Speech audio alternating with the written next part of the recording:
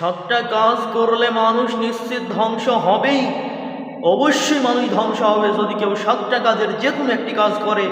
চলুন আমরা জেনে আসি সেই সাতটি কাজ কি কি। আবু হুরায়রা রাদিয়াল্লাহু আনহু বলেন, রাসূলুল্লাহ সাল্লাল্লাহু আলাইহি ওয়াসাল্লাম বলেছেন, পৃথিবীর মানুষ তোমরা সাতটা ধ্বংসকারী বিষয় থেকে বেঁচে থাকো, যার ফলাফল জাহান্নাম। রাসূল সাল্লাল্লাহু আলাইহি ওয়াসাল্লাম যে সাতটি কাজের কথা বললেন, যার ফলাফল জাহান্নাম, এই সাতটি কাজের যে কোনো একটি কাজ যদি কেউ করে সে নিশ্চিত ধ্বংস হবে, অবশ্যই সে ধ্বংস হবে, সে জাহান্নামে নিক্ষেপ হবে। চলুন আমরা জেনে আসি সেই সাতটা কাজ কি। রাসূলুল্লাহ সাল্লাল্লাহু আলাইহি ওয়াসাল্লাম যে সাতটি ধ্বংসকারী কাজের কথা বললেন, তার প্রথম হচ্ছে আল ইশরিকু বিল্লাহ, আল্লাহর সাথে শরীক করা। 2, জাদু করা। 3, মানুষকে অন্যায়ভাবে হত্যা করা। 4, সুদ খাওয়া। 5, ইয়াতীমের মাল অন্যায়ভাবে ভক্ষণ করা। 6, জিহাদের ময়দান থেকে পালিয়ে যাওয়া। 7, সরলা নির্দোষ মুমিন মহিলার নামে ব্যভিচারের অপবাদ লাগানো। এই 7টি কাজ মানুষ ধ্বংস হবেই। এই 7টি কাজের যে কোনো একটি কাজ যদি কোনো মানুষ করে সে নিশ্চিত ধ্বংস হবে। এই 7টা কাজের ফলাফল জাহান্নাম। তার অন্যতম হচ্ছে শিরক। আপনি কি জানেন শিরক কত বড় পাপ? কেউ যদি শিরক করে তওবা ছাড়াই মারা যায়, তওবা বিহীন অবস্থায় যদি কেউ মারা যায়, তাকে জাহান্নাম থেকে বাঁচার কোনো পথ নাই। সেই মানুষের, সেই ব্যক্তির জাহান্নাম থেকে বাঁচার আর কোনো পথই থাকে না, কেউ যদি শিরক করে মারা যায়।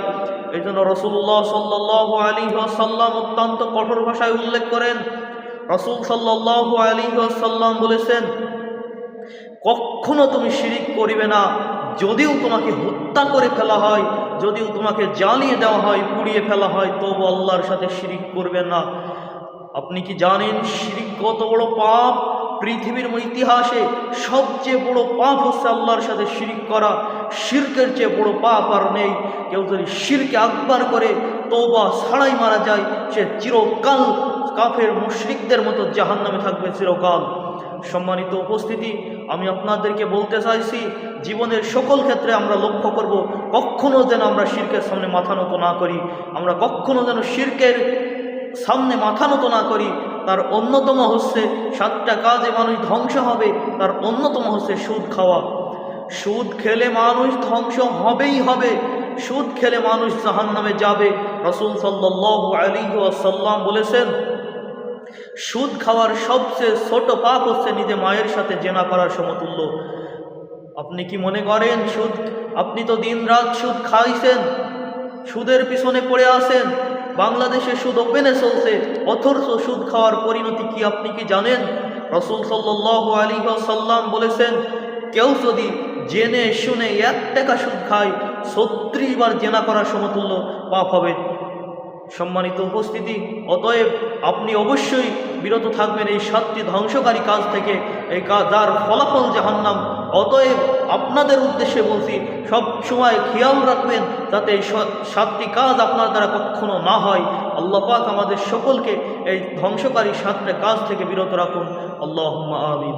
আল্লাহ পাক আমাদের সকলকে সুস্থ রাখুন, ভালো রাখুন। আল্লাহুম্মা আমিন। আর যারা আমার চ্যানেলটি সাবস্ক্রাইব করেননি, দয়া করে আমাদের চ্যানেলটি সাবস্ক্রাইব করে আমাদের পাশে থাকবেন। সকলকে ধন্যবাদ।